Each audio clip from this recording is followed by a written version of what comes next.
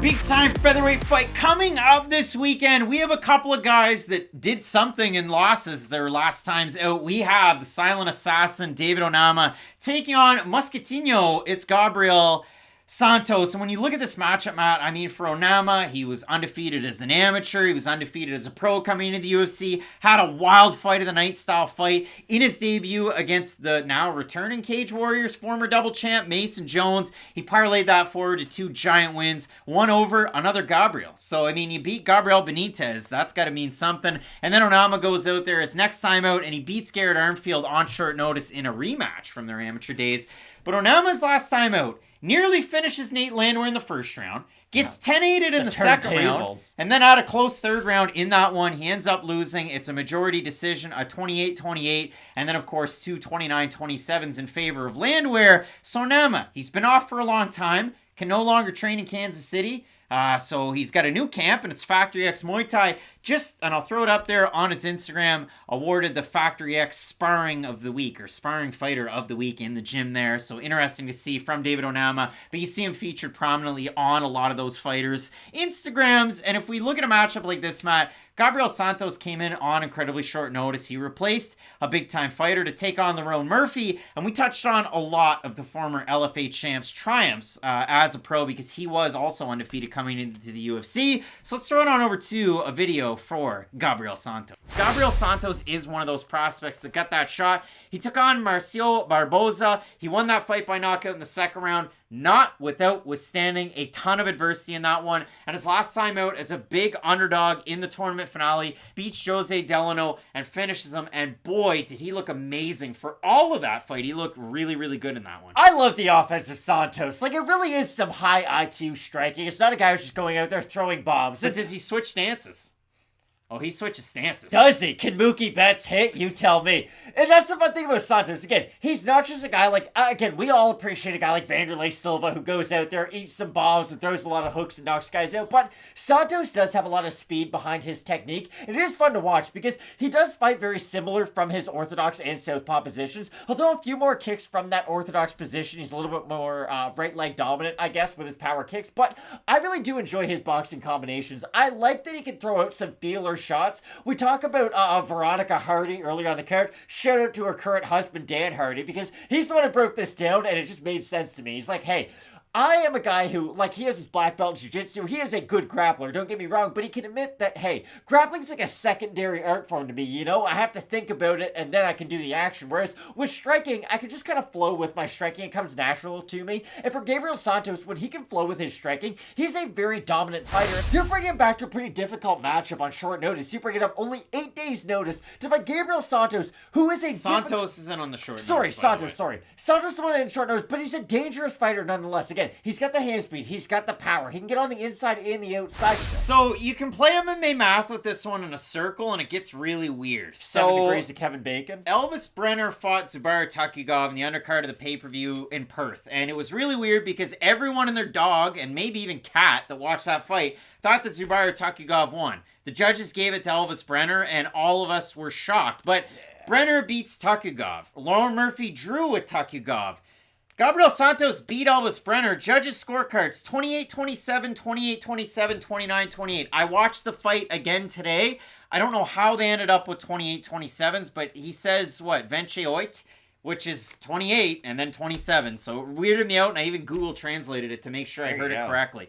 But when I watch those fights, Gabriel Santos, Elvis Brenner, Santos fights a lot more out of orthodox. Santos is able to win the first round, in my opinion. He loses the second round. He gets taken down and held down a little bit. I thought he won the third round, but his cardio wasn't really on the level. His output was kind of all over the place. Yeah, the output's the thing he struggles with. Gabriel, his next time out, beats Elvis Silva, and Gabriel at these times, he's a future FC featherweight champ. Then he goes out there and fights Marcio Barboza over with the LFA. And in that fight, it was really weird because in the first round, quick takedown entry, he throws a spinning back kick and he whiffs.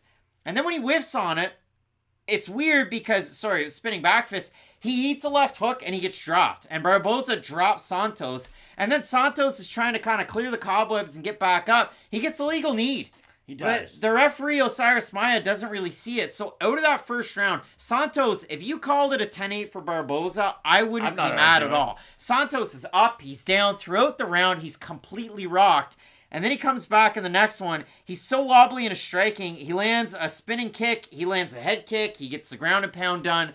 Santos looks really good, but his coming out performance was his last fight. Against Delano, Santos a big underdog. He comes out of that fight, switching his stances a lot, but mainly from southpaw, mixing his boxing combinations, going to the head when Delano's up, and then really hitting Did that last fight make you change your opinion of him and what his overall ceiling could be? Because it did for me. Because again, I had done the tape study. I looked through a lot of his fights. The positives were there, but the negatives were also there. But watching his last fight, not that it erases a lot of the difficulties we had seen throughout him, but it did make me have a lot more confidence in him making his debut. So over Santos, he comes into this matchup out of Atos BJJ in Rio. You know, him training and peaking at the same time as his... I guess a fellow gym member in Howney Barcelos. Now for Howney, you don't get to fight against Miles Johns. That sucks. But for Santos, great partners there. I mean, you know, a guy that's in a coaching role at that gym, and Davi Hamos as well. Gabriel Santos, I've seen him draw. I've seen him rocked in fights. I've seen him struggle with takedowns. But the same can be said for David Onama. So this is an extremely volatile fight at featherweight for these two guys. It definitely is. And I'm going to raise my hand and admit one of the worst predictions I ever had just in life. I thought Dante Exum was going to be awesome.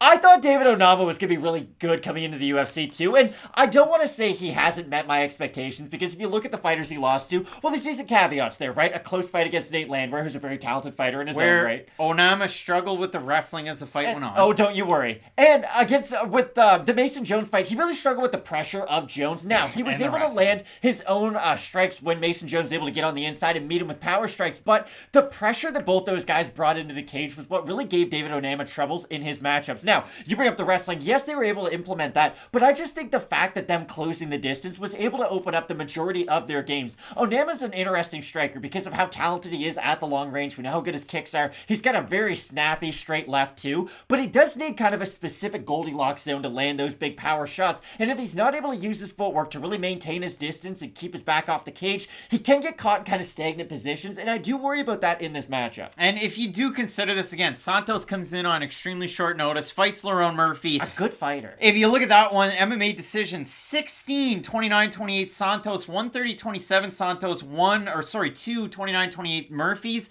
The golden buzzer from Sean Sheehan being a Murphy scorecard, but it ends up being a split decision win for Lerone Murphy in that one. But Gabriel Santos looked really good with the striking in that matchup, really snappy, really crisp. And if you consider it in a fight like this, both guys have glaring weaknesses. Both guys have glaring, like, 5-star attributes if you're playing 2K. So when you look at a matchup like this, my socks were knocked off when I found out that Santos was a 2-1 favorite in the fight, because I thought that things were going to be pretty close. Being the fact that Onama, the former Fury guy, the fact that he has a few UFC wins, a performance bonus win where he throws a 9-punch combo to knock out Gabriel Benitez. He's had very memorable fights. After he got clipped in that one and rocked because he was pawing his eye. We have a look at the Topology votes. I think this is going to level out a little bit because one guy's a fan favorite and one guy's a little bit of a lesser known commodity. I'm going to say over under 60% Onama. I think Santos will be the favorite. Santos is the favorite. 619 total votes, 67% Santos, 70% by decision. For the 33% that have Onama, 46% by decision, 44% by knockout. So Matt, what's picking the fight? I'm going to say Santos, but he's probably going to walk into range, eat one big shot, and get absolutely flatlined. I just think Santos is going to be able to make use of that distance management. Again, Onama's not, he's like a buzzsaw. You got to walk into him and you got to really make sure what you're doing. I'm thinking about, remember when Chris Angels did that thing where he had his hands tied and he went into the wood chipper and then he jumped out on the other side? That's what it's like to fight David Onama. You got to get close to the wood chipper. Are you ready? I just made somebody really uncomfortable. Exactly. But again, for David Onama, he's going to have all of those chances to land the big power shot. I just think for Onama, not that he can go a hard 3 rounds, I just think his game plan in this fight is going to be very tied to ending it inside the decision, where I think Santos is going to be able to go to the body, go to the head, and use his combinations a little bit more effectively. Chris Angel like Zhalgas Zhumagulov, what's better, short hair, long hair? I think those guys would be better friends than anyone would ever assume. Somebody would write a novel and start it off first sentence. They became fast friends. Chris Angel, Zhalgas And Zhumagulov. Zhalgas emerged from the crowd. I think David Onama can make Gabriel Santos pay, and I was so high on Santos. I picked him to beat Lerone Murphy. I thought he beat Lerone Murphy. He looked great in that debut. He has that win over Elvis Brenner that all of a sudden ages really well in a really close fight that they had, but Santos is cut from the same cloth as Onama. Good wrestling offensively, not great wrestling defensively. And Brenner, we talked about it to start this video. He's fighting Guram Kutataladze on Canada Day, July 1st. So UFC, they don't take days off. They don't. Matt, both of us split on the pick. I'm going with the silent assassin, David Onama. I think he can make Santos pay on those entries. But Santos, with that wrestling, with that jiu-jitsu, and with his own striking, he could make things interesting. Let us know down below in the comment section who you have in this matchup. Some big-time fights left on this card. The next one, Cody Brundage taking on SD, Cedricus Dumas. Matt, some big-time fights left on this one. You're going to want to keep it locked in with Fight Night Picks, we always say. Let's get into it.